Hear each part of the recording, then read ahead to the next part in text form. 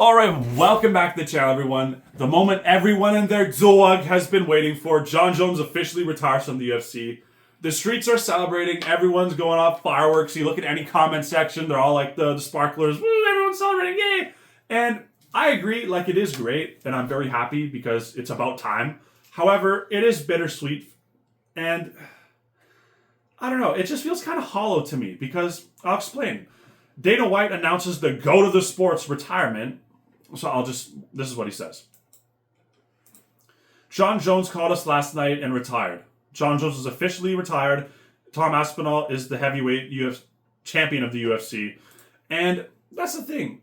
It's like you're announcing the GOAT of the sports retirement on a post-fight press conference of a fight night in Baku. It's like, I don't know. I felt like it just goes to show how, out of touch the UFC is and not on the ball. Because if you're in public negotiations, or at least negotiations in general, with Jon Jones, and it's either he fights or he doesn't and retires. It's not like, yeah, he'll choose someone else. It's not happening. Pereira lost, so there's the only one opponent for Jon Jones is Tom Aspinall. So for them to not have a retirement package ready to go and have the big shirt or a big parade of like, oh, here's 10 minutes of a montage of Jon Jones' whole career in this, and thank you so much for all the contributions, blah, blah, blah. And it's just, for him to just, and I get it's last minute, Jon just called him last night, but like I said, it's really embarrassing. And not only that, Dana White always, yeah, we'll get that one done. Yeah, we'll get that one done.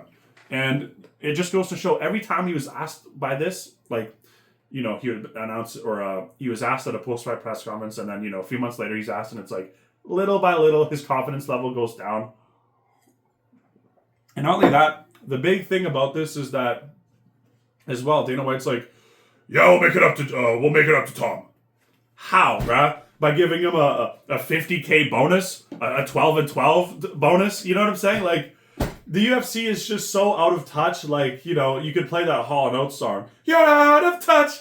I'm out of time. And like, if I'm Tom Aspinall, I'm playing that on the boombox. Like back in the day, those movies where he stands out the house of the girl. He's like playing the music or whatever. Literally, Tom Aspinall could have went so personal with Jon. He could have went public negotiation with the UFC, because that's the thing. I always say don't do that with the UFC. However, the reason I say that was because, generally whenever the UFC or the fighter has a problem, the fans can go split, right? It's like, yeah, I kind of see what the Dana White and UFC are saying. Yeah, I kind of see what the fighters are saying. Whereas this one, it's undisputed. It's 0 and 100, right?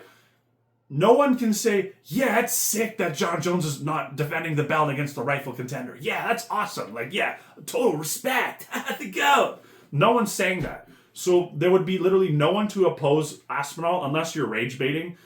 And Tom Aspinall could have been like, give me a fight or I'm done, this and that and this and that. And like, just been a lot more aggressive with the UFC. And that's the thing. I always say this. Tom Aspinall, I wish he wasn't such a good person. And it's just, I understand the UFC, it's his employer or whatever. He doesn't want to go that crazy. I get it. But he could have done a lot more as regards to like, pitching his case, or at least, putting pressure on the UFC, because it felt like they were kind of kicking up their feet for the last like year and just being like, yeah, we'll get to it. Yeah, no, trust me. We got it done. Yeah, we'll get it done.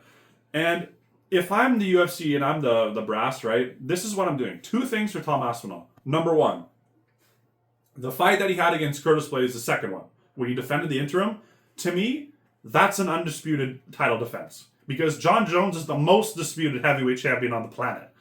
And I feel like, especially with the whole, vacated belt, this and that, and there's so much of that in the UFC lately where it's like, Topuria vacates 45. Now Volk's the champion, right? That's mildly disputed by a lot of fans because they're like, well, he just got knocked out. And I get it, he can't make 45 anymore, Topuria, so it is what it is. However, Makhachev just moved up to 70, right? So Topuria and Oliveira fighting for the vacant title. Jon Jones, when he got the belt, fought Gane, who lost to Ngannou, who left the UFC. So is Jon Jones even the really undisputed champion, right? So this whole thing is just really frustrating, and I felt like Curtis Blades was much more of a harder opponent than a retired Stipe coming off a 4-year-old KO, right? Not a chance. So that's an undisputed title defense for Tom Aspinall. So he's already has one defense, right? 2, not a here's 10 grand, kid. Thanks for waiting by our side. No, you give him the win and you give him the show and win bonus for 2 fights because he's wasted almost a year of his prime, right? Because ever since the Curtis Blaze one, I don't think it's been a total year, but still. Tom Aspinall guaranteed would have defended his belt twice, unless, some catastrophic injury. So that's bare minimum. Obviously, you can give him a lot more. You can give him a few more million, whatever. I don't know what he's getting paid, but that's what I would do. Bare minimum. Guaranteed, hey, that's your title defense. And number 2, here's some money because, fighting's not free. And it's just, especially have they no shame? Have they no shame? To drag your guy through the mud and now he's your undisputed champion with this kind of history. They're so lucky Tom Aspinall's such a good guy, man, because I would be spazzing out if this was my situation. No joke. I wouldn't care. So, and then John Jones, this is an official announcement, or at least on Twitter, right? Today I'm officially announcing my retirement from the UFC. This decision comes after a lot of reflection, and I want to take a moment to express my deepest gratitude for my journey I've experienced throughout the years. From the first time I stepped into the octagon, my goal was to push the boundaries of what was possible in the sport, becoming the youngest UFC champion, defending my title against some of the best fighters in the world, and sharing unforgettable moments with fans across the globe. These are memories I'll cherish forever. I've faced incredible highs and some tough lows, and every challenge has taught me something valuable and made me stronger, both as a fighter and as a person. I want to thank Dana White, Hunter, and Lorenzo, God. Okay, buddy, yeah. My family, coaches, teammates. And the reason I say okay, buddy, is not because it's anything like that. It's just, I think he's in the news again for doing some crazy shit. So it's I really practice what you preach, man. I know I can be here forever about this, but it's just I get we're not perfect, and whatever religion you are, you're striving to be whatever your prophet or the God or whatever. You want to set out these rules and all that. But as far as John Jones, man, it's just all this stuff that he's done outside the octagon. How are you claiming to be this religious guy? I don't know. It doesn't sit right with me, man, because you look at a lot of these guys who are actually religious and actually live by that code, are good, respectable people in and outside the octagon, whereas John Jones is just I don't know. I really don't understand why he tries this whole angle. Maybe he is trying to be a better person. It is what it is, but I don't know. It doesn't show, man. Practice what you preach. You're this God revering, loving guy, then be that guy. Sorry, I don't buy the whole religious stuff. And like I said, I think he's got something coming up right now. So, take a look at that. I'm not going to comment on it yet until I get all the facts and all that. But, yeah, it's just, what are we doing, man? Anyways, sorry. Coaches, teammates, and all the fans who have stood by me through every chapter, your unwavering support and belief in me has been my foundation. To my fellow fighters, thank you for bringing the best out of me and for the respect we've shared inside the octagon and outside the cage. Outside the cage? I mean, bruh, come on. That's what I'm saying. It's thank you, God, this and that and this and that, and then he's going to go do all the shit he does. Come on, bruh. As I close this chapter in my life, I look forward to new opportunities and challenges ahead. MMA will always be a part of who I am, and I'm excited to see how I can continue to contribute to the sport and inspire others in new ways. Thank you for being a part of this incredible journey with me, and the best is yet to come.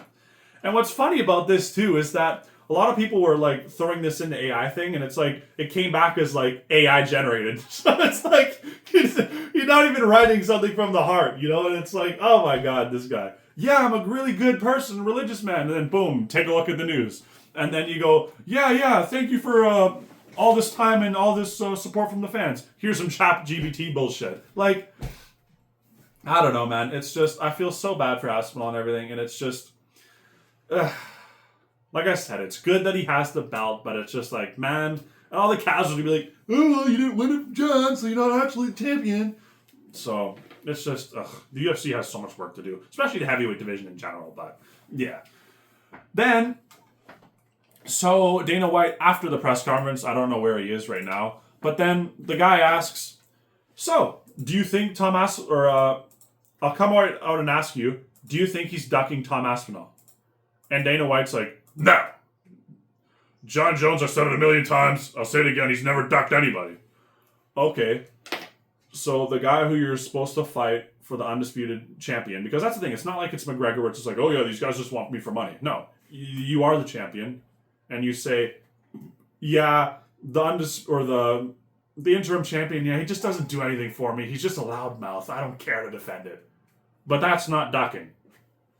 You know what I mean? So Dana White's still, as the kids say, glazing him even after he's not working for him. So it's just, a lot of fans are saying that, hey, Dana White, you can go with him. Like, close the door on your way out. And it's like, honestly, I agree, man. It's just, even when Dana White announced this, like the whole retirement thing, you can see it's like, I would expect a little more animated reaction. Like, there's just, you look behind the eyes, there's no passion. There's no excitement. And not only that, he's doing this whole boxing thing, and like, don't even get me started on that.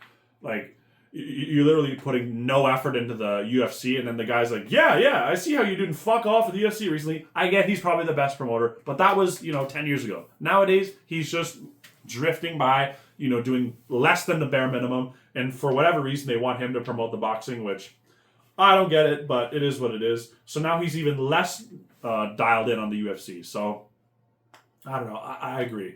I would much rather have someone hungrier, someone with more passion behind the scenes. And I don't know. It's just such a strange way to end this whole saga. And like I said, I'm very happy that it's over. I'm happy that Jon Jones is gone. But I would have liked to see Jon Jones fight again. But at the same time, it's just this headache and nightmare. Thankfully, it's all over. And yeah, now the division has some clarity. Because even like a lot of the new guys, I think was it Riz Van Cunha saying like Jon Jones needs to be stripped or whatever? Like even Curtis Blades, like I think Volkov was saying as well, like just get him out of here. So yeah, at least the division has clarity. But here's a weird hot take / prediction. I feel like since Tom Aspinall's so good, and obviously he could lose to Gon, which I don't think he will, but still. I feel like he's so good and the division is so dog shit. I feel like the fans will start to resent Tom Aspinall for being such a dominant champion. Like, you see this happen all the time, where it's like Kamaru Usman. People are just like, okay, we just want to see you lose. Like, same thing with Jon Jones. Like, I don't know. I just feel like Tom Aspinall, the future is obviously bright in a sense, but at the same time, it's like you beat Gon, then what? Riz Van Cunha have lost to Curtis Blades. They're not going to do a 18-fight rematch with Curtis Blades? No one cares to watch that.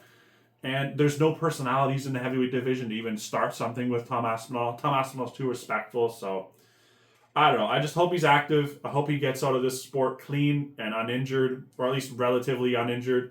And yeah, I'm just, like I said, bittersweet. It's great that the division has clarity now, but at the same time, Tom Aspinall never got the chance to prove himself against Jon. And even though Jon was the disputed champion, it's all optics and numbers and stuff, so it is what it is. I'm very excited to see what the UFC does. And not only that, when they're asked, like, okay, what's next for Tom Aspinall? Yeah, we're fight week international fight week this week, so we're going to have a meeting with Tom on Tuesday.